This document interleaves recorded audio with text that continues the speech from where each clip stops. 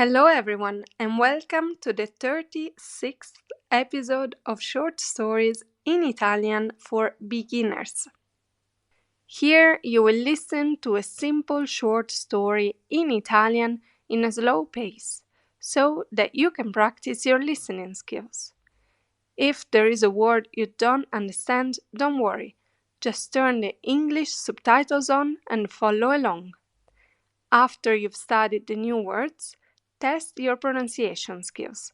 Try and read the story out loud, replaying the video and double-checking your pronunciation with me.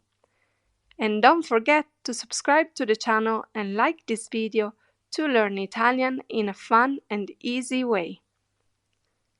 La storia di oggi si intitola Corso di cucina a Siena.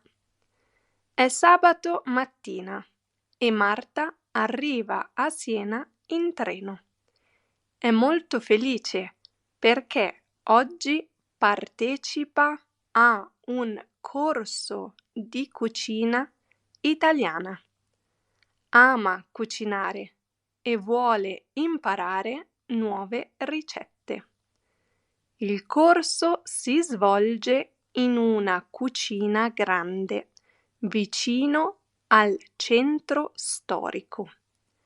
Ci sono altre 8 persone, uomini e donne di età diversa.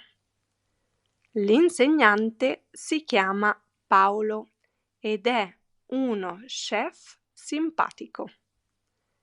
Paolo saluta tutti e dice: Oggi prepariamo piatti tipici toscani. Marta è molto curiosa e ascolta con attenzione. Prima preparano la pasta fresca. Paolo spiega come fare l'impasto con farina e uova. Marta mette le mani nella farina e impasta lentamente. È divertente, ma anche un po' difficile. Poi il gruppo prepara una salsa semplice con pomodori, aglio e olio d'oliva. L'odore è molto buono e riempie tutta la cucina. A mezzogiorno la pasta è pronta. Tutti mangiano insieme a un grande tavolo. La pasta è fresca e deliziosa. Nel pomeriggio preparano un dolce, cantucci con mandorle. Paolo racconta che a Siena i cantucci sono molto famosi. Alla fine del corso, Marta riceve le ricette scritte e un piccolo grembiule come regalo. È stanca ma felice. Prima di tornare a casa, Marta fa una passeggiata per Siena.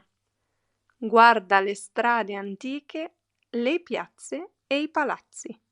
Pensa, è stata una giornata perfetta. Fine.